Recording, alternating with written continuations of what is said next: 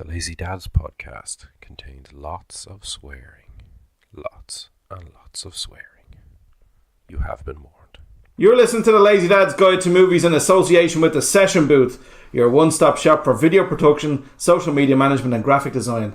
And Derek, I'll take a jingle, please. Insert theme song here. Lazy Dads, Lazy Dads, Lazy Dads, Lazy Dads. Welcome to Season 2 of The Lazy Dads. And we have new stuff. Oh, we've new gear. This is the best day ever. And it's working. Absolute best day ever. I can see, I'm looking at the thing here now, and we did a little test, and there's no background noise, or very little background noise. Best fucking day ever. Fantastic. And, do you know what I'm just noticing? You still have the back door open. Oh, the back door is it still even open. picking that up? I don't think it is. I don't know. If you hear any bird sounds, that's what it is. I'll go and off. Well, you definitely hear the screech of Derek's chair there. Oh. And the bang of Derek's door just shattered. But that's what you get here at the Lazy Dads. We're a very laid back podcast. Exactly, yeah. Unprepared, some might say. You might even hear an old fart. Absolutely, yeah. Not from me though, I'll edit it out anyway. Do you want to do a couple of quick shout outs? Yeah, I have a shout out here. I just need to get his name. Well, you can get his name. I want to do a shout out to Eno for being our consistent, brilliant researcher. And welcome to Season 2. Eno, you are the Lazy Dads researcher. Yeah. Mark has been listening in intently to our podcasts, and even so far as developing an arse as tight as a fist listening to my Star Wars rants. Oh yeah? He disagreed with practically everything I said. So we'll get you on one day to have a counter argument, Mark. Yeah, absolutely. I love a good counter argument. And a very special shout out to Kevin Shields. Oh yeah. Reviewer extraordinaire, the man behind crackedreel.com. Great guy. I've met him a couple of times over the last couple of weeks. Bought a few Blu-rays off him, and one of these guys where you just like, I went out to buy a Blu-ray off him and stood there for 2 hours beside a shop talking film. Yeah. Just talking about films.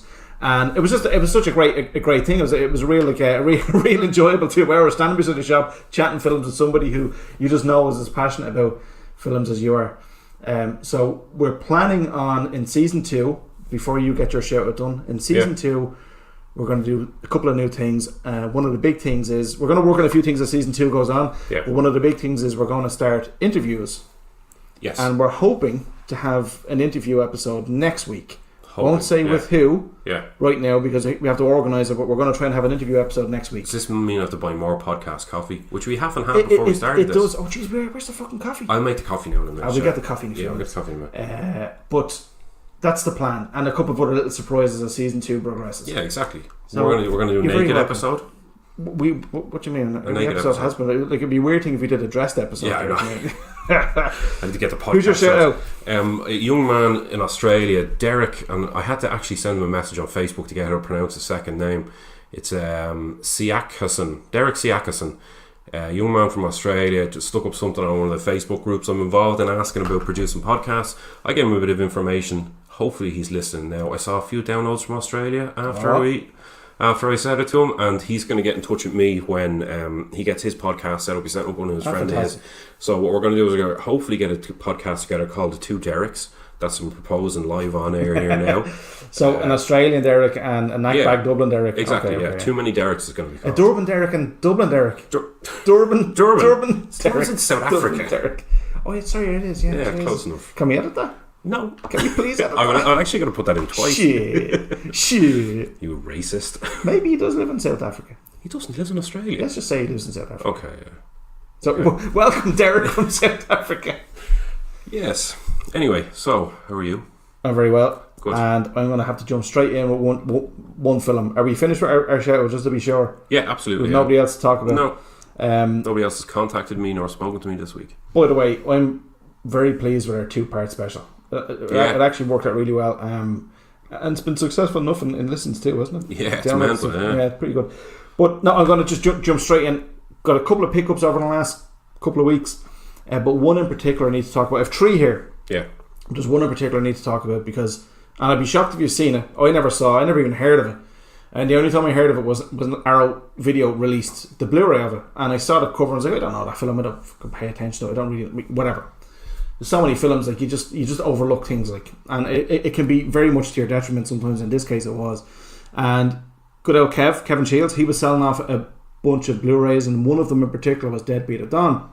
So he said to me, and he advised me, you should check this film out. Like a good salesman. Like a good salesman. No, but in fairness, he was dead right. And this film, and here it is. Here, I'm just going to show it to you. Give us a look at it there. Deadbeat at Dawn. Deadbeat at Dawn. Never heard of it. Directed by a guy. Directed, wrote, produced, stars a fella called Jim Van Beber or Bieber. Beber, I think is how you pronounce it. Justin's father, I presume. No. Justin's Dutch father. This film, Derek, is an absolute tour de force, a physical tour de force. The guy who wrote, directed, and starred in that, he's just. I can't. I don't even know where to start to explain the physical input he put into that film. Yeah, it's incredible. Like the amount of energy he put into that film equals, I don't know, fucking NASA's efforts to get to the moon back in the 60s. Like that's the kind of effort this guy put into this film.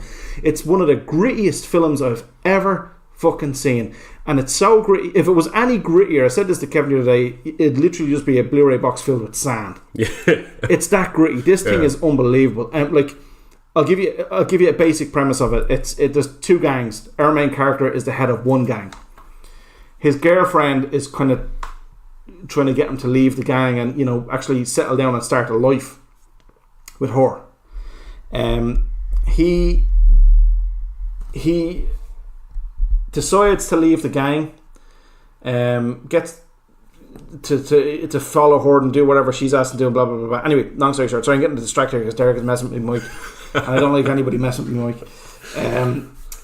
Long story short, anyway, he gets a couple of bits and pieces happen, but the baddie gang then kill his girlfriend. Okay. So he goes on a fucking revenge thing, but it's like Derek. He cuts a fella's throat open with a set of nunchucks. Oh, right. This guy is a martial arts expert. Yeah. Like I was sitting down watching it with the missus. And I says, okay, look, give this a go, see what you think. I said to her, and she goes, okay, fair enough. And I put it on, and the scene that made her stop was when he was actually practicing nunchucks out in the graveyard. But he can actually use them. He's brilliant at it. Like, and nobody can use them. And he just, like, there's one bit he just gets off a bike and runs over to a fella, like, and it's a distant shot, and you just hear the guy going, oh shit, and your man goes bang, smacks him with the fucking, and robs his bike, smacks him with the nunchucks and robs his bike. It has one of the most horrifying dream sequences I've ever seen in my life. It's unbelievable. And after you told us the chunk dream sequence that you had last week, that was my own personal dream sequence. But the dream sequence in this just fuck me, man. Like what your man goes through, Jim Van Beber, to film this, like it's like the fight scenes. You can tell they're connected in the fight scenes and stuff. That's how gritty this fucking. This is guerrilla filmmaking at its finest. But the thing about it is, it's actually a great fucking film. It's actually a really good film to watch. Like, you know, this isn't like Hell's Ground, because I was reading the back of it there. It seems to have been made for little or nothing. Oh, this was made for a student loan or something. This was made for fucking a nice smile and a bag of chips, basically. Yeah. That's what this was made for. That's and we had this discussion about. I haven't seen this, but we had this discussion about that stupid Pakistani film where if you have a few quid, it doesn't have to be expensive. It doesn't have to be Infinity War or Star Wars. Exactly. It can be something like that. If you're making a film, and this is the phrase I coin here, you shouldn't be a slave to the budget. Yeah. If you have budgetary constraints, you think outside the constraints, or you find some creative way to cross that bridge or to get to where you want to go. Yes. And this guy just like what he uses to get this done is basically his body. Yeah. No, I'm not even. I'll give you one. Sells his body. But when he's practicing with the nunchucks in the graveyard, the missus just says, "Right now, I'm out. I'm going to bed." There's only 15 minutes in. Like as I'm watching it, like I says, the next morning she says to me, "So how did you get on with it?" And I says, "Well, about 10 minutes after you went to bed, because he was practicing nunchucks in the graveyard." And I just want to highlight that all he's doing is practicing nunchucks in the graveyard. Yeah. About 10 minutes after that, he picks up the body of his beloved girlfriend that's been literally decimated. It's just this bloody pulp. And while he's crying, drops it into a garbage crusher and crushes the body. And he's like, as the body's being crushed, like, you know. And then he goes off and he goes back to his father's house, and his father is a junkie, and it's some of the most harrowing fucking scenes because it feels so real. This feels like these cameras were just kind of like put into the house and you're looking at it. And you know what I'd say to you as well about a gritty film there? You know when you're looking at a film that's supposed to be gritty, but you know it's a set done up to look gritty? Yeah. You can always tell, like, there's airbrush stains and there's like fucking bits of plaster just randomly falling off. Trash can fires. Trash can fire. But there's bits of plaster randomly falling. You know it's a set. You can always tell. But in a film like this where they don't have sets, they go and film in actual kips. Yeah. You can actually fucking tell, this is a kip. It's the same as this would be kind of on the same level as Street Trash. Where everything in Street Trash is filmed like, you know, this is a kip, this is filmed in a junkyard, this is filmed in a whatever, you know. Yeah, it's not like RoboCop. I mean, I love RoboCop. You know, the Detroit that's shown in RoboCop is sets, and it's all kind of although apparently real Detroit looks like that now. So Detroit's apparently a bit of a kip, isn't it? Yeah, I was supposed to be travelling through there going to Indianapolis, but I'm not now. Deadbeat at Dawn. Highly recommend it. It's an 81-minute film, Derek. Right in the sweet spot. I honestly would love you to watch this week so we can talk about it next week. Yeah, I'll give it a watch this week. That's why I brought it over. I think you'll fucking love this. I have exams on Thursday, but I study all week. Maybe this week, probably. But I'll try and get it in this week. If not, I'll definitely next week. I've also, before you do your next shout-outs, I've bought you a film for the... Derek bought me a fucking present. This is the only present you've ever bought me. All the things I've done for you over the years, Derek, you've bought me a present. I went down and I bought two of these. $150 No, it's better. I went down and I bought two of them, right, in deals. And I remember I was telling you rang me today, so I'm in deals to check out Silent House. Oh yeah. So I went down and I bought two of them. It's funny, I couldn't find them when I was in there. That's the thing. They had tons of them the last time. They only had a few of them this time. Right. Scanned them in. One of them was £3. One of them was £2. Fine. Whatever. For God's sake. You can see by the back of it there. You can see the other Olsen sister, who is Elizabeth Olsen, is running there in her white vest, covered in blood, as you can see. I'll take that. On your... That's not Elizabeth Olsen, is it? It is, yeah. Is that Scarlet Witch? It is, yeah. That's her name. Elizabeth Olsen, yeah. That's the Olsen sister, not the Olsen sister. The Olsen sister. Jeez, I'll get it out there eventually. The twin Olsens, is it? Twin Olsens, they're younger sister. I see now, yeah. Yeah. So... Some good breeding in the Olsen sisters, I tell you. Indeed. You want to see the Olsen brother? Frank. It's filmed in real time, and it's one shot. This is the one you told me about, the one shot film. One shot film. Yeah, it's not the best film ever made, but it's definitely interesting, and I love watching. It looks it didn't really do a whole pile. This was actually her second film she ever made, because I checked it out last night. Yeah, so she made some other film, then she made this, but it's interesting anyway. And there's actually a short film on this. It's 1 minute and 23 seconds long. It's fucking brilliant. And I'll show it to you when we're finished up here. It's actually worth the £2 that I paid for that short film. But yeah, I think you'll enjoy that. I hope you enjoy it. If you don't, sure. Fuck, it only cost me £2. Look, it's a curiosity. It's a film. Yeah. Let's get it. Next one I'm going to talk about, an old film, right? Yeah. I think it was 79. In fact, actually, I'm going to look at a case now and I'm going to tell you because I brought it with me. Was it 81? Filmed not long after Alien. Oh, this is Outland. Yeah, you've told me about this. Outland. This is the one Sean Connery's in the fucking... He's a marshal on a mining colony on Io, Jupiter's moon Io. Yeah, you told me about this. And they're mining materials and stuff. But this is... I watched it last night and the missus watched it. And now she really loved it. Really, she never saw it before. Now I had seen it before, but the last time I watched this was on its very first ever DVD release that came in one of those crappy cardboard cases with the kind of black plastic flick thing on the side of it. I have Heat in that. Yeah, Heat did come out on that label, and they're crappy, crummy labels. And the transfers are not that great either. Well, they were the original because that was only a second or third DVD I ever got. So yeah, they were out in the shelves back when DVD first came out. The early days, yeah. But Derek, Outland. First thing I say about Outland, okay, watching it again and looking her up online because it's a long time since, I probably actually never looked this up online because last time I watched it, it was on that DVD and it was with me Dan. It was so years ago. Yeah. But looking up online, a lot of people compare this to Alien, and not in comparison as in the film covers. It's like this could actually be set in the Alien universe. Oh right, yeah. It has that gritty, industrial, dirty kind of futuristic style. In Alien, there's none of this fucking invisible screens and you're swiping shit all over the place. And as Kevin Shields actually pointed, this stupid technology that seems to be in every film now. And I get there's a lot of stuff that we're doing now and everything else, but it's really they're all kind of copying each other. It's like going into a fucking shop and saying, what's futuristic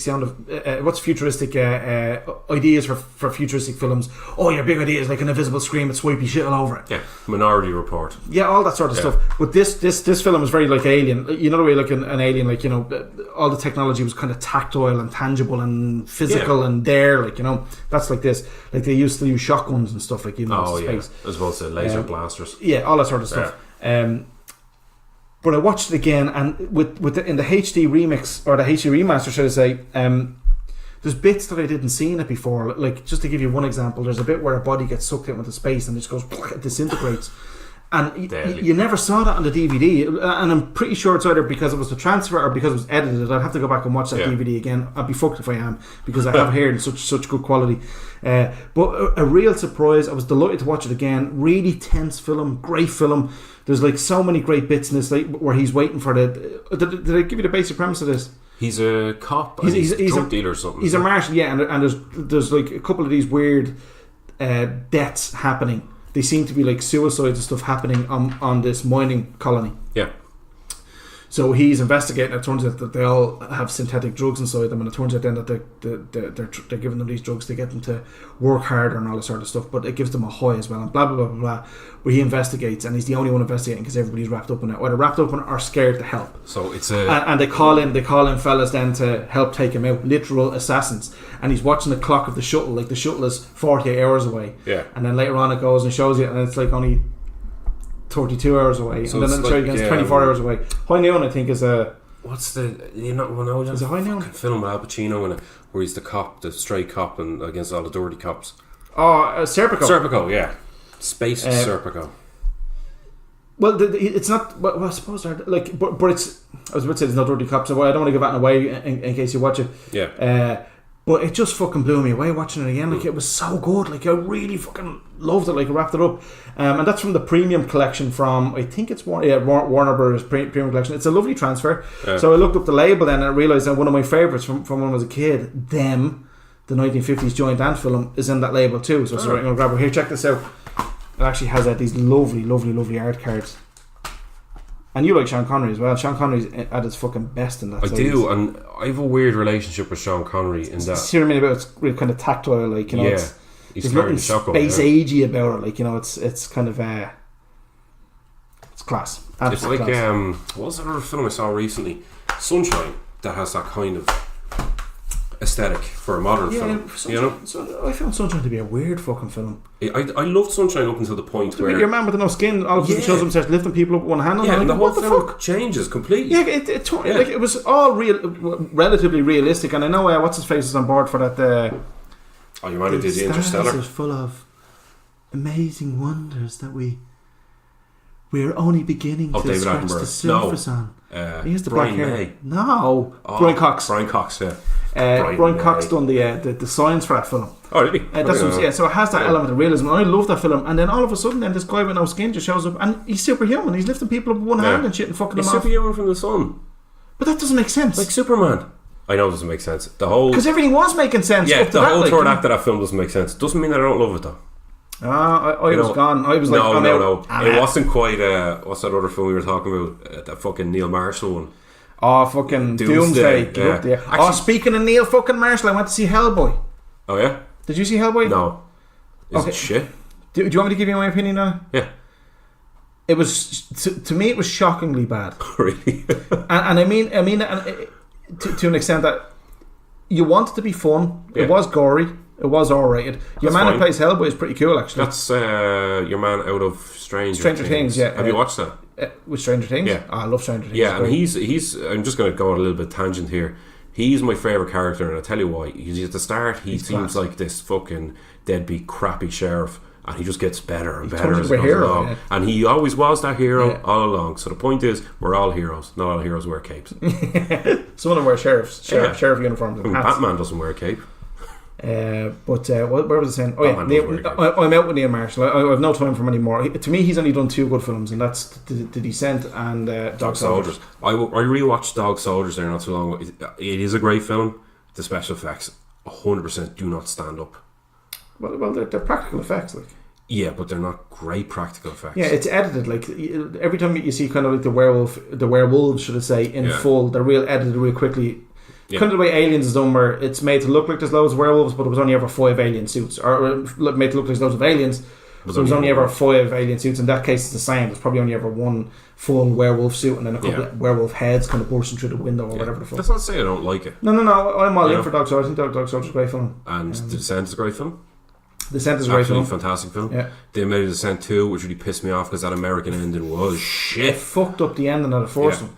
But I think when you get over the fact that fucked up the end of the first one, once they get back in, it's just more slaughter again in the caves. I kind of go, oh, okay. You know? I haven't seen it. Won't watch it. Descent 2? Don't care. Yeah. I'll just get over the start of it and go back in. Is the start of it just the end of the second one? Literally. Or the first one, rather? They go back in. And somebody from the first one's still alive. I won't say anything else. No, I don't like it. No, it's not a good sequel. What they should have done was they should have done it from her getting out, telling the story, and then people not believing her and going back in again. Yeah. Or people believing her and going back in to try and find a new species and capture one. Instead of ruining the end of the first one. We had this discussion about films, sequels with overarching storylines and stuff last week. This sounds like it has an overarching storyline, but sounds shit. Do you know what I mean? Yeah. Like, I hate when they do shit like that. You know, what's the fucking point? Leave it as a standalone film. I understand that it made money. Why not use a new idea? Do a new idea. You know? I agree. It's the same as what I always say about fucking sci-fi. Churning out one piece of shite fucking CGI Commodore 64 monster movie after the next. Oh, the Sci-Fi Channel. Yeah, Sci-Fi Channel. Yeah, but why don't you just pool all the resources, give the money to fucking, I don't know, fucking Neil Marshall. No, Jesus, no. Give them money to, like an up-and-coming director and say, here, look, you want to make a fucking horror film? There you go. There's 10 mil. But the problem is they've X amount of schedule to film. They've only so many episodes of The Librarian they can put on. They probably make fucking money out selling them abroad as well. Those films. They do, of course they do. Yeah, and people buy them and people watch them, and there's people out there that actually love them, and maybe they love them ironically, or they kind of go, oh yeah, these are a bit of crack or whatever. Yeah. But they actually enjoy. They will sit down for 2 hours and watch one of those stupid fucking things. I can't bring myself to do that. No, I can't do it either. My time is limited enough. Yeah. I watched 3 films the other night. 3 fucking films, right? Before you do, let me finish off with Hellboy. Yeah, go on. Sorry. Yeah, finish. Hellboy. Okay, your man plays Hellboy's grand. Yeah. There is gore in it, but it's silly gore. It's not shocking gore. Yeah. And it's done in a silly way. It's not done in a funny way.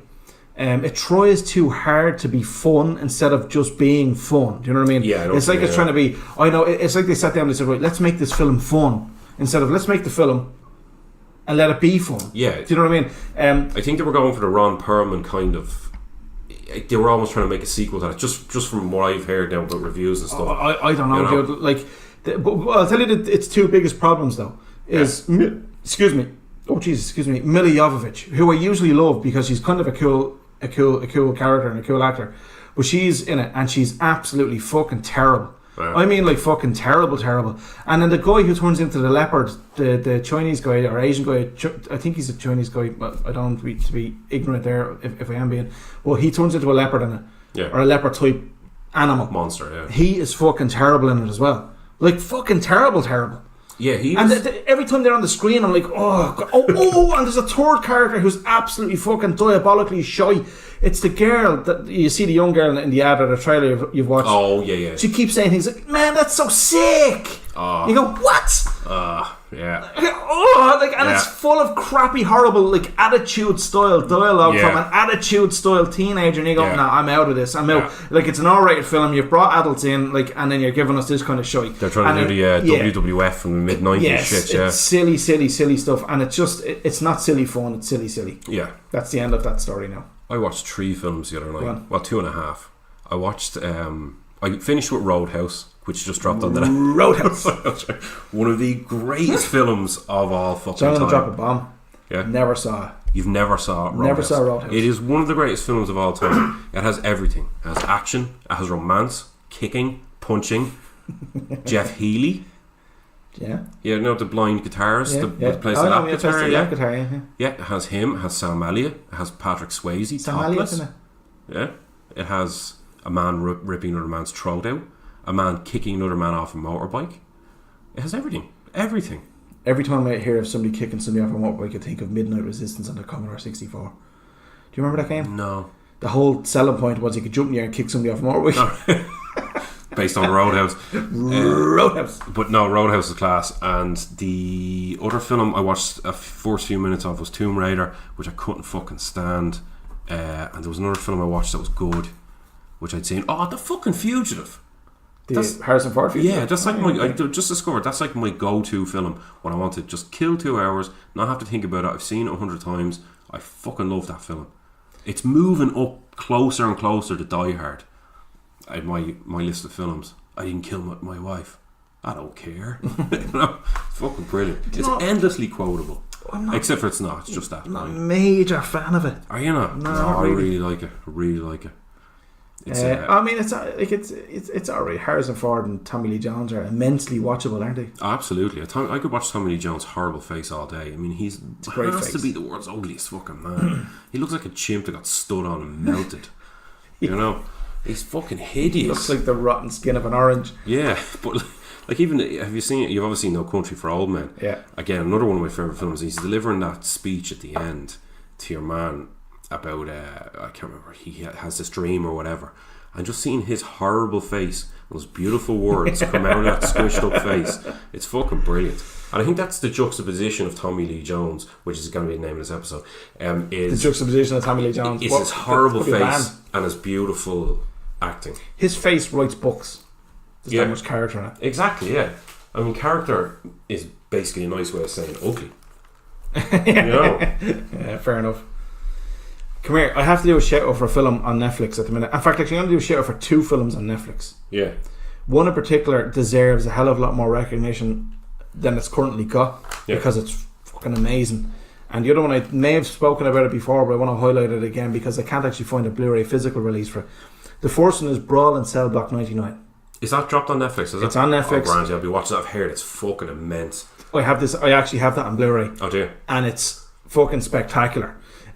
You've heard about the other film I wanted to talk about real quickly. Vince Vaughn, isn't it? Vince Vaughn's in it, yeah. But the other one I want to give a shout out to for everybody to watch in terms of an action film, one of the best action films I have ever watched, bar none, is The Night Comes for Us. Yeah, you're talking about that. That's an Asian film, isn't it? I watched the trailer for that actually. Yeah. If you have any interest in an action movie, hold on. Put that up to the fucking mic. That's Derek opening a big tinny of Galahad. The cheapest of the fucking cheap. That's cheaper than Dutchy Gold, isn't it? That's the most delicious beer of all time. Oh, jeez, rotten. The fucking smell of it and everything. Oh, it smells like feet. It's lovely. Anyway, The Night Comes for Us. It's fucking it's some of the best fight scenes I've ever seen. In fact, every individual fight scene is almost like its own small little horror film. Yeah. It's that gory, that grisly, that fucking in your face. It's class. But can I just go back to Brawl in Cell Block 99? Yeah. No, don't give it away. No, I'm not. Actually probably going to watch that tonight. I'm not at all. The guy who directed that, directed it, his name is S. Craig Zahler, or Zahler. Never heard of him. Zahler. He was somewhat successful as a writer. From what I know now, I don't know much about him at all now. I don't claim to, but it's going to give a little bit of background. Somewhat successful as a writer. He was selling story ideas and scripts and stuff in Hollywood, from what I can gather. But was getting a pain in his arse as to how his ideas were being handled and not being handled, as the case may be, and they might have been put on a development hell shelf or whatever. Yeah. So he took it into his own hands and says, right, I'm going to make my next script, and that was Bone Tomahawk. I've heard of that, yeah. I haven't seen it yet. Derek, I swear to like, Bone Tomahawk is an incredible film, and that's gone off Netflix now, but I do have it on Blu-ray. And the dialogue in that film is fucking next level dialogue. Like it's scary good, the dialogue in it. The second film that he done then was Brawl in Cell Block 99. Okay. And the third one he's done now, which is due to come out, Drag Across Concrete. Mel Gibson is back, baby. And Vince Vaughn is in that as well. Oh, is he? I didn't know two of them are cops. I thought it was Ray Liotta actually in it, but he might. I don't. No, I thought he was playing Mel Gibson's partner. Vince Vaughn was in it all. But S. Craig Zahler, if you see his name associated with something, you know you're going to get something special out of it, like, you know, because he just seems to be the real fucking deal. But okay, he seems to be the real deal. You've said 2 out of 3 of his films so far are good. You haven't seen the third one. Is he going to suffer from Neil Marshall syndrome?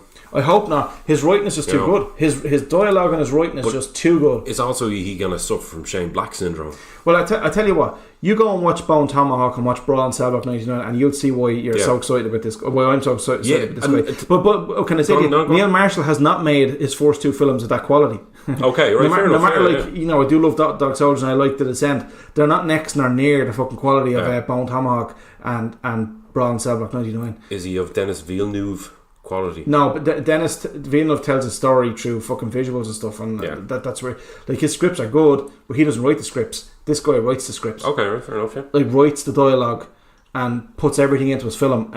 So far anyway, and he's had 2 major winners for me, and I'm dying to see the third one, or the Drag Across. It's supposed to be 2.5 hours long or something. I give him a fucking TV show. Give him a 10-part fucking 1 hour episode, 10-part miniseries. I'll be all in. Yeah. Speaking of TV shows, I was just mentioned before the show there. I went to see Endgame this week.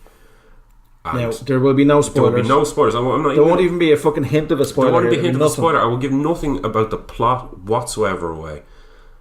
My overriding feeling after seeing Endgame is that Marvel have taken 22 films, essentially what is a TV show, over the space of 10 years, and wrapped it up fantastically well. That's all I'm saying. Excellent. You know, and to further that kind of point, you know, you see Breaking Bad and it has like bottle shows. Like you can nearly say about some of the Marvel films, they have bottle kind of films as such. Yeah. You know, they're just self-contained, that don't have a massive overreaching effect on the Marvel universe. Like I say, Thor Ragnarok, bar the very end of Thor Ragnarok, where Ragnarok actually happens, the rest of the film has no effect whatsoever on the Marvel universe, apart from bringing Thor and the Hulk back together.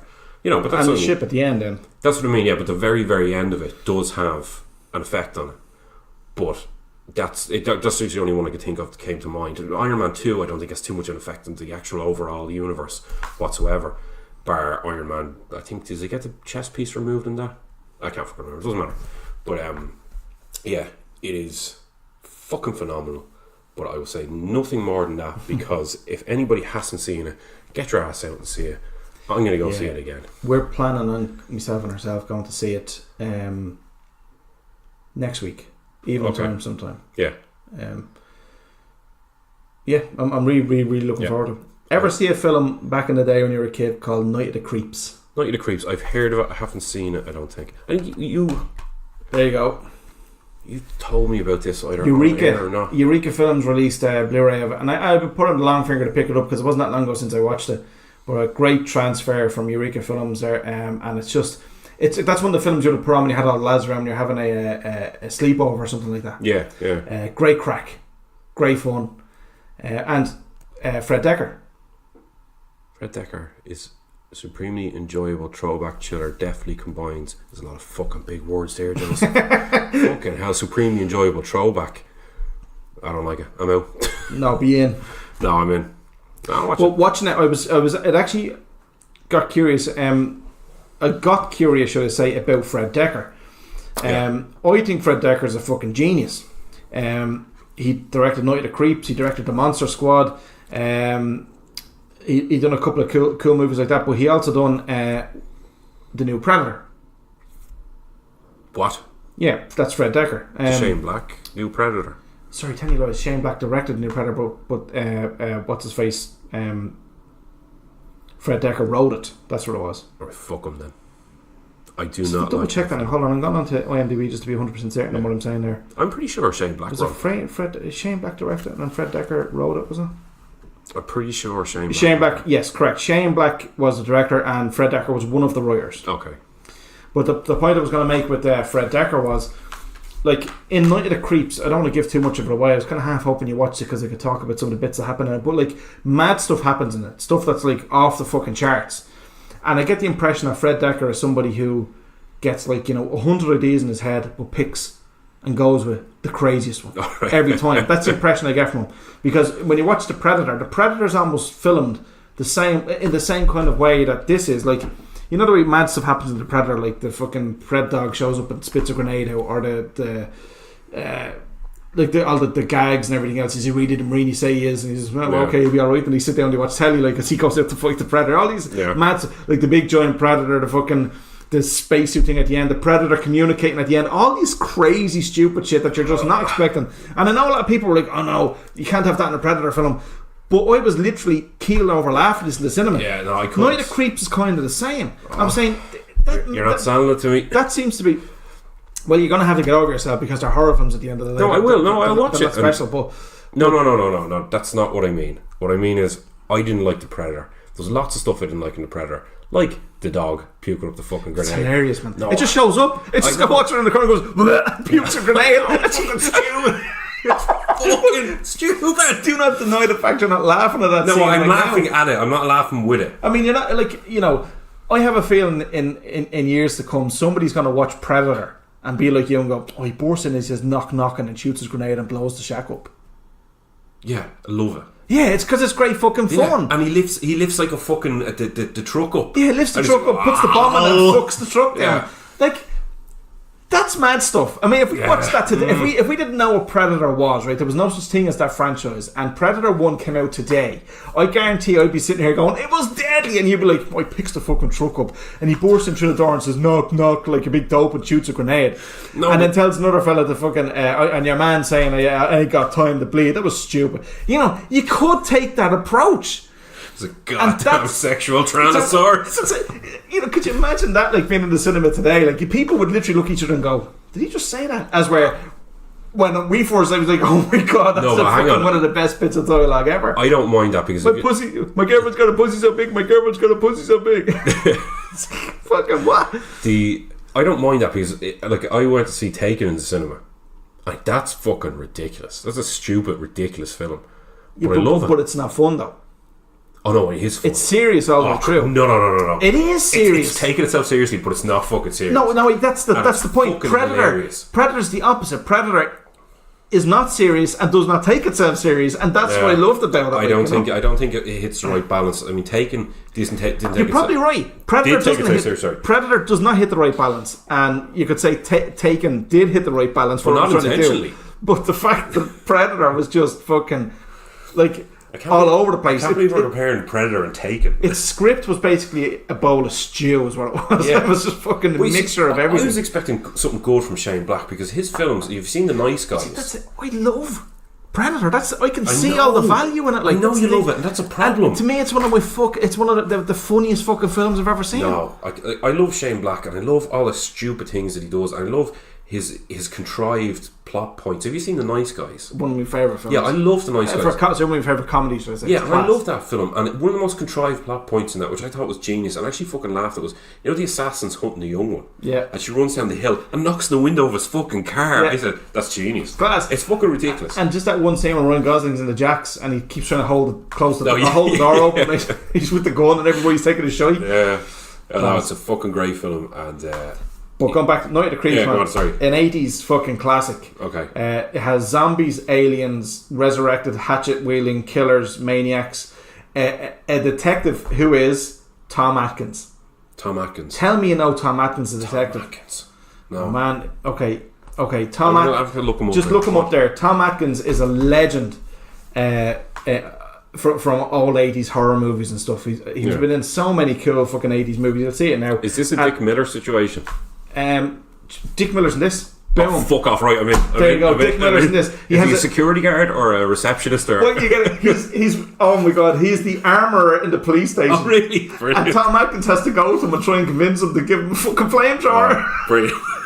Right, I'm in. He's like, he asks him for the flamethrower, and Tom Atkins is like, yeah, man, we need to get the flamethrower. And he says, you have to be careful with that because sometimes it's a bit rusty or whatever. Yeah. And he says, now have you got the requisition slip? And Tom Atkins is like fucking loaded by shotgun going, yeah, we're gonna have a problem with the requisition slip, and points it through the fucking grate and says, give me the flamethrower. It's deadly. Oh, okay, right. If Dick Miller's in it, I'm in. But look, are you getting to Tom Atkins there? I'm trying to fucking get it here, but there's 6 or 7 Tom Atkins and I can't. I'm going through. I'll go Tom Atkins IMDb and just read out what he's in. Like, I do fucking know him. I do know him. Yeah, I do know him. Class. I do. Yeah. Yeah, Season of the Witch. That's where I know him from. Yeah, he's in Season of the Witch. Yeah. Escape from New York. Yeah. Yep.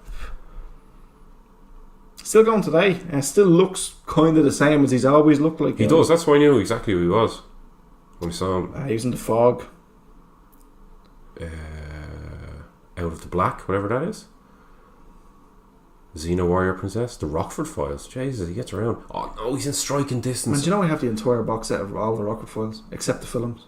Really? And it's the last season. Yeah. Never watched it. Oh, the Rockford Files is deadly. Have you ever watched Striking Distance with Bruce Willis? Because he's in that. Nope. That is one of the crappiest films ever fucking made. Oh, That's a fucking Joe's Video Dungeon now. That we need to start doing movie commentaries. I feel, because especially these new mics, you won't be able to pick up the movie. Don't be fucking giving out our ideas too early there, in case you don't do them. We're definitely going to do interviews. Yeah, and we've got some other stuff planned for season 2. But yeah, naked episodes, including fucking Swally and bleeding tinnies of Galahad by the looks of things. No. It's been a long weekend. Jesus. That smells like potatoes, Derek. Oh yeah, I know. It actually smells like like a big fucking pot. Do you know where that's brewed? In your bath upstairs. In the Tenants in Brewery. the Jacks. In the Tenants Brewery. Tenants. Well, there you go. It's fucking Tenants. It's mank. Oh, I love Tenants. Fucking drop of vitamin T. No. Vitamin G. Blue Magic. Gross, man. Gross. So, do you watch anything else? Do you do anything else? Well, it's good to be back, by the way. We're 2 weeks outside of this now, aren't we? No, we recorded it Friday last week, and now it's Sunday, so it feels way longer. Yeah, no, I didn't. I watched those 3 films the other night. I went to see Endgame. Oh, Tomb Raider sucked. I watched the first 40 minutes. I can't do this. It's 2 o'clock in the morning. Yeah. We fucking swallowing tinnies of Galahad, right? No, it wasn't. That was last Star week. Trek there. We watched fucking Yeah, Star Trek. The motion picture.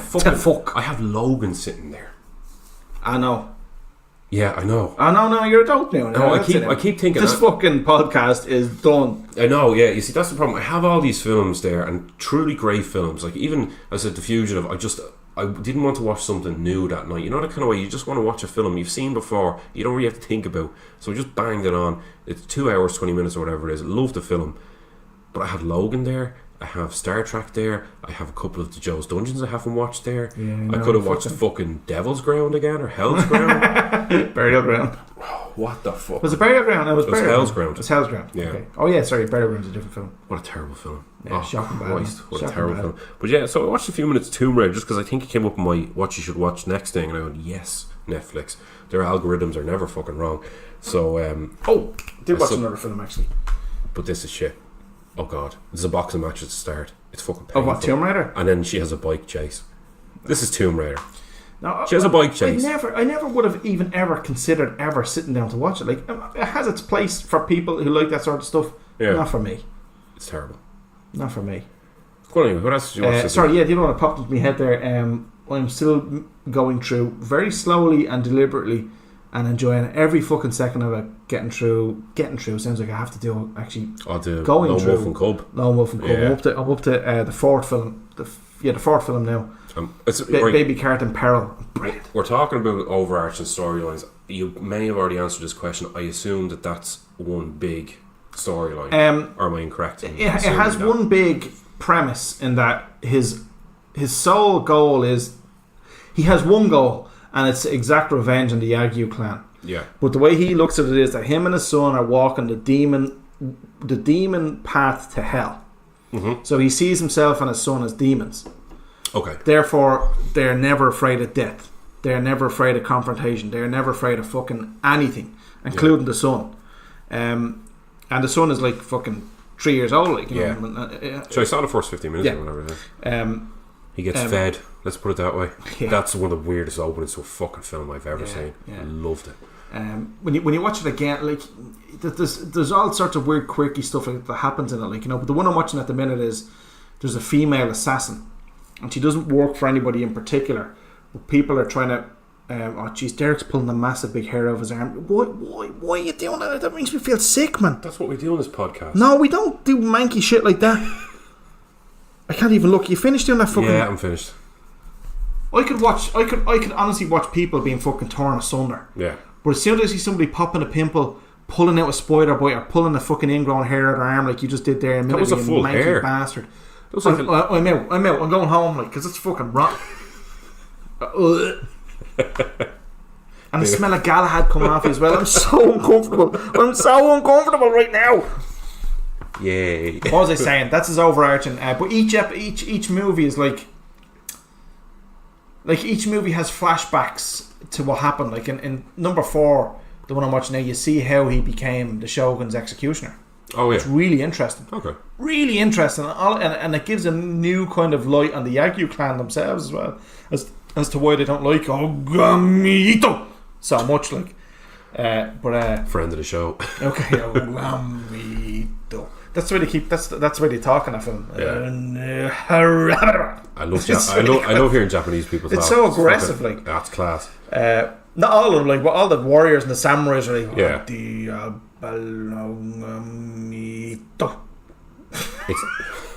It's better than hearing Pakistani people speak half English, half fucking Urdu.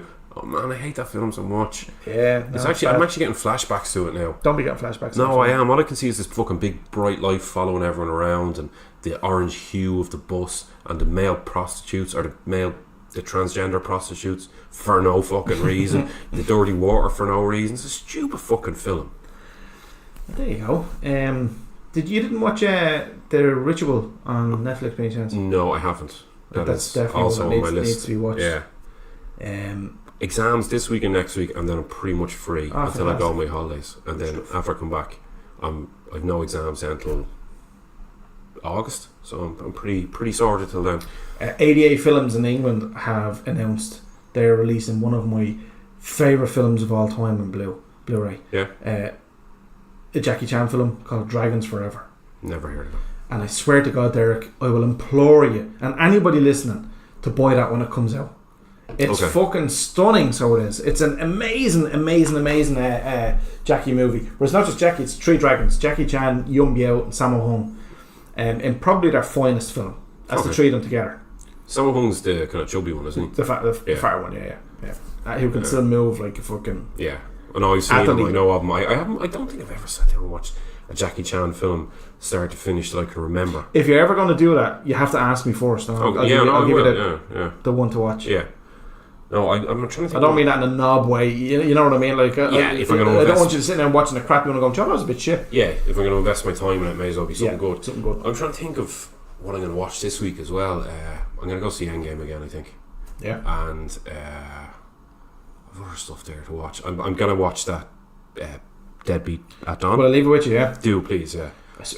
You will not be disappointed. In fact, when you watch that, ring me. I don't care if it's fucking 3 o'clock in the morning. Ring me, because I need to know what to think about it. I'll tell you what I'll do is I'll ring it and record the conversation. Don't tell me you're recording it though. And put it on the podcast. Yeah, okay, fair enough. Yeah. Yeah, it'll be 3 o'clock in the morning, you know. It'll be like 3 o'clock next Saturday. That Deadbeat at Dawn, man. Like, just thinking about it now, I need to watch it again. Like, you know, there's so much that happens. There's so much fucking mad stuff that happens in it. It's insane. The film is fucking insane, so it is. I can live with that. But in a good way, though. Like it's actually a quality film. As I said to you, it's not a slave to its budget. Yeah. It goes above and beyond anything it was ever supposed to be.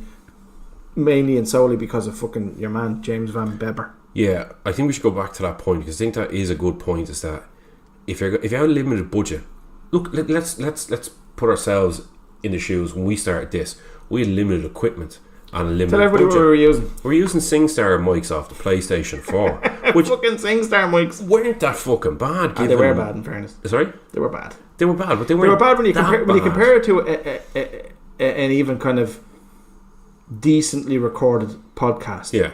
They were bad compared to that. But they weren't the worst I've ever heard, though. No, absolutely not. And actually, there's another podcast I need to give a shout out. Fuck. I was talking to the other day. I started listening to his stuff. He's actually quite similar to us, except for he's Canadian, doesn't swear as much, and probably doesn't drink beer on the job either. The Phil Best Show. Phil Best Show. Yeah. I listened to a couple of his episodes.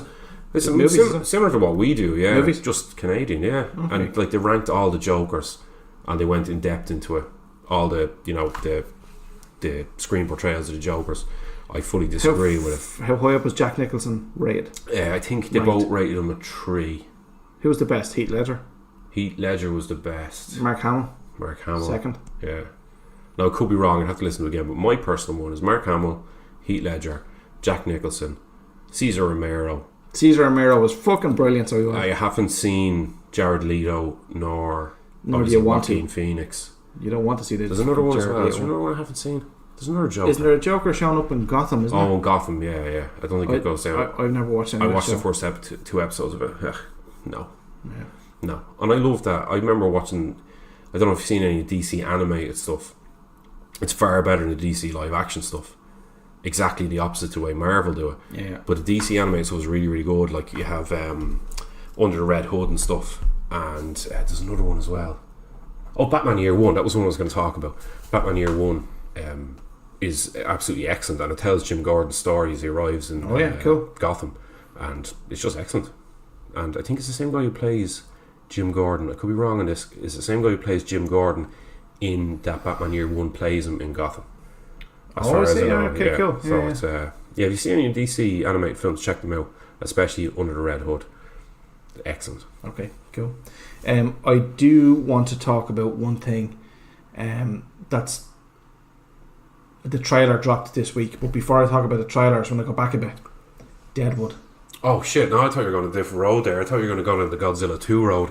No, we'll talk about that now in a sec. Oh, fuck me. Deadwood. Have you watched the Deadwood show? I've never watched it, though. Alright, Deadwood is probably my favourite show of all time. Yeah. Simple as that. It's incredible. And I remember when I first started watching that, I bought the DVD box sets from Play. You remember when Play.com used to be actually a site and not like a before I went to Ratukin or something. Yeah.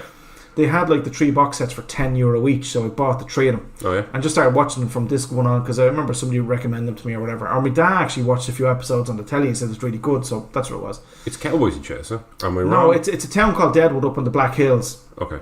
Which is actually a real place. There's a HBO film called Bury My Heart at Wounded Knee, which is based off a book called Bury My Heart at Wounded Knee, which tells the stories of the Native Americans and how they were shifted and changed and fucked up the north and everything, and given different kind of plantations to move to get away from progress when the white man was fucking moving out and becoming more and more advanced and everything.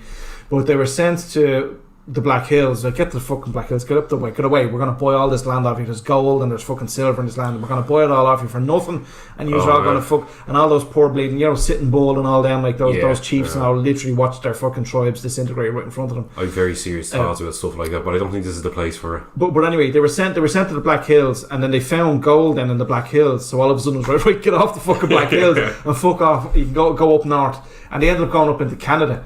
And the Canadians tried to look after them, and there's a whole big thing about the Queen of England at the time sending over blankets that were laced with lice and everything else for the Indians and for the Native Americans. Sounds like her bitch. Was that the current Queen now? Liz? Oh, she's fucking nearly old enough, isn't she? Anyway, long story short, the first town that established itself in the Black Hills was Deadwood. Okay. And it just follows, like, it's loosely based on real characters. Like, there was an Al Swearingen who did own a bar and a whorehouse, and Al Swearingen is Ian McShane. Oh yeah. And then the sheriff is Timothy Oliphant, and there's a load of these class characters. Like Calamity Jane is there. Bill Hickok is there for like, it has all these famous people coming in and out and passing through who would have been around at the time and following their storylines and stuff in Deadwood. So I watched season 1 and it fucking blew me away, and I went straight to season 2, blew me away in season 3. But every single episode is always top quality. The writing, the dialogue, the sets, the acting, the storyline, everything about it is stunning, absolutely stunning. Even I think is it the cholera was a big plague back then, or was it something else? Whatever was a big plague that we've mastered now. Well, smallpox or whatever. Yeah. It is actually smallpox. Oh, is it? Oh, bang on, yeah, smallpox. Like, the smallpox comes to the town, all this sort of stuff, like, And I remember getting to the end of season 3, and season 3, like, it's a big cliffhanger, like, and I was watching, I was going, great, I'm thinking, then I'm going to hunt out season 4, and then I realised it had been cancelled, so it literally cancelled on the cliffhanger. Well, the fucking trailer for the film to wrap everything up, apparently it's a 2-hour film, it dropped there. Okay. This week, I think it was. Does this kind of fly under the radar? Were you aware of this? I knew they were making a film. I've been following that for years. All right. But just the trailer dropped. And 2 of my mates, Mark and Brian, are fucking mad for Deadwood. They love Deadwood. And Mark put the trailer up on the WhatsApp groups, and I was looking at it straight away. I was like, oh my god, this looks fucking amazing. And it really does look incredible. It's set 10 years after season 3, and it's like, you can see how they're wrapping everything up, and I'm just so excited about it. But if anybody who if you've watched Deadwood from season 1 to 3, be excited, because this looks great. If you haven't watched Deadwood, do make it a priority, and it's definitely something to pay attention to, because it's a fantastic storyline. I'm really excited about this film. Yeah, no, I'll give it a shot. I watched Deadwood. It looks like something I'd enjoy. I could reel up my DVD box sets for you if you want. Oh yeah, excellent. Yeah, no, because I would love to be able to go into the film. You see, all the hype of that has died down. It was huge hype at the time. All the hype has died down. so I can sit there and watch it a bit like I watched The Wire, a bit like I watched The Shield. Apart from the last season of The Shield, where I was so far behind that I didn't get caught up in the current Game of Thrones hype, we'll say. You know. But I've my alarm set for 6 o'clock in the morning to get up and watch that. Yeah, what? Yeah. That's my first day in work tomorrow. Oh yeah, congratulations, new job. I'm not setting up to watch fucking Game of No, Thrones. I'm not sitting up to watch it. No, I'm not sitting up to watch it. I'm going to get up in the morning to watch it. So. Yeah, we stayed up to watch it. Not last week, the week before, the first one. Yes. No, I didn't. I stayed up last week. Myself and ourselves, we stayed up to watch the first one, and I was just like, why did I do that? There was no point. I could just watch it in the fucking morning. Like, yeah. No, I'm going to watch it. I'm going to get up at 6 and watch it. You see, I've started a new fitness regime. Oh, have you? Yeah, so I started jogging. So I need to get myself ready to go back to getting up to go jogging in the mornings before I go to work, which is usually what I do. Okay. So I said I'd get practicing by watching Game of Thrones. So I get up at 6, watch Game of Thrones. If I have time for a jog, I hear it's like 80 minutes long, so I probably won't. Oh, yeah, it's a big one this week, isn't it? Yeah. If I do, I get out, and if I don't, I won't. So well, that's the way it goes. Yeah, exactly. Yeah. So looking forward to that now. I'm looking forward to Game of Thrones wrapping up, and it's a big year this year for franchises. All I can say to you is the Godzilla. Oh, Godzilla! Fuck trailer. Yeah! This is falling way under the radar. Well, Godzilla. There's been 3 trailers, isn't there? The third trailer. I haven't. Just fucking blown me away. Now, I've only seen the first trailer now, but have you? Okay. Yeah, no, I haven't seen the second trailer. But I've been a huge Godzilla fan ever since I was a kid, and I've loved all the monsters in the Godzilla kind of universe. Mothra, Rodan, Ghidorah, Rodan, and there's loads of others. Yeah. But when that trailer dropped, and you see the third trailer in particular, because Mothra was always a goodie. Yeah. And you see Mothra almost communicating with one of the characters, like, oh! Yeah. And then fucking Rodan was a baddie, and what Rodan used to do was he'd flap his wings, where it'd be a supersonic flap. Yeah. And he'd do that over cities and just disintegrate the cities. And you see that happen in the trailer. I looked at the missiles, like, that's Rodan doing this fucking supersonic flap. And then King Ghidorah, then or Ghidra, as he used to call him. I don't know how to pronounce it properly. Seeing him, he's like the fucking arch enemy of Godzilla. And in fact, Ghidorah was never killed. He was only ever beaten, and he fucked off somewhere. Like one time he flew off up to space, and all this sort of stuff. And he comes from space as well. That's the other thing about him. And you see him coming from space in the fucking trailer. So I loved that the first one, particularly the last act of the first one, just fucking blew me away. I didn't like the first one, but I'm not. This looks like a big monster mashup. Like we know what Godzilla looks like. They're not hiding them anymore. Yeah, it's like fucking out in the open, fighting. And I love big. You can see my arms. I'm making the sign for big. He really is big monster films. You know, I love Cloverfield and even Pacific Rim. Just big fucking monsters. Yeah. Like when Pacific Rim was like the perfect film for me. Monsters fight robots, trash can fires, post-apocalyptic, punching, kicking, emotions, everything you want from a film. Didn't have boobs in them. Didn't have boobs, but look, I can live without boobs as long as it's punching, kicking, and emotions. Yeah. And your man, who's the world's most wooden actor. Who's that? Your man who played fucking the main character. Raleigh or Riley or whatever. Oh yes, I remember him now. Yeah, he's the world's most wooden person. He was a pilot. Yeah, he's exactly the opposite of Tommy Lee Jones. Beautiful face, horrible acting. What a face he has. But there you go. Hey, what time are we up at? Have we given people enough of a fucking podcast this week? I think so. Yeah. Well, I think so. We're over the hour. We're just banging on the hour. So do you want to do 3 minutes of silence, or do you want to do another song, or what do you want to do? Well, we have to do a song for Eno. Consider this the first episode of season 2. We'll not do that this week. We'll do a song next week. He said he wanted kazoo. Yeah, but he's getting the sax. Sax? No, he's not getting the sax there. He's not getting the fucking sax, man. I rooted it out. I actually rooted it out. And I was looking at it then I'm trying to blow it again. Go, I know how to make the reed fucking connect to the fucking mouthpiece. I'm like, I can guarantee you. That's all that's happening. I can guarantee I'll learn to play at least one song in that in a week. I can guarantee you won't. I can guarantee I will. Because I won't fucking stop. Well, you can get your own sax, because you're not spitting down the fucking throat of my sax, and get your own one. Sexy boy. Sax. Yeah. So Eno's out of song. Are we going to do a new title song though for season 2? Absolutely not. No way. Okay. Well, that's definitively answered. Yeah. Absolutely not. I spent fucking minutes recording it. I got my son involved in everything. Such an asshole. There's drums and everything. I can't even play the drums. I just own a drum. There is a fucking drum in it. What, you tapping a paper? No, just you hear it in the background. Jeez. There's a drum in it, yeah. I'll show you when we're finished. Yeah, so we're nearly bang on the hour mark here. So Here, I'm going to try something for season 2. Go on. This will be just a few minutes. It's a new spot. Okay. It's called Make-up Dialogue on the Spot. Make-up dialogue on the spot. Yeah, so I'm going to start. You have to respond. No, set the scene. So the scene is we're out in a very busy Scottish street, and we're looking at a phone box. Okay, start. That's where he left it. He left it over there in that phone box. Ach no, I'm not having no iron brew. Yeah, no, I need you concentrating here. I need you paying attention. I am paying attention. No, you need to get over to that fucking phone box and get that package out. No, Hamish, I'm not going nowhere out me fucking iron brew. I'm not fucking about. here's a pound. Go on in and get it there. Hey. Yeah, get the package. It looks like a few cans of tenants there, Hamish. They're not tenants, lad. They're filled with coke. Hey. Cane. This is terrible. Continue next week. Jesus Christ.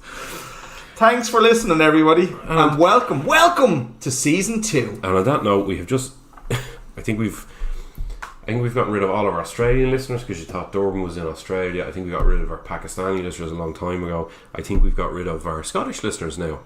All 2 of them. Yeah, we're limiting our listeners. I mean, can you speak any other language? Can you? Hola, ¿cómo estás? I can do a little bit of German. Sie geil. Grüßen Sie hier gerade außen und nehmen Sie die erste Straße links. I think let's go straight and then take the first street left. Todo recto en calle. El primero izquierda. Okay, That's the Spanish for exactly what you just said there. I can give that exact directions. That's the only direction you can give. Yeah. Some guy came up to me in town there not too long ago and he says, do you mind if I ask directions? It's kind of broken English. And I said, look, where you're from? And he said, Spain. So he said, look, I know a little bit of Spanish. So he asked me directions to say Trinity College. So he said, todo recto en calle. We're on Dame Street and it's directly in front. It's right fucking front of I was like, oh yes, fucking nailed it. Deadly. Multicultural Derek. Right. See you next week. See you next week for episode 2 of season 2. How do I turn this fucking thing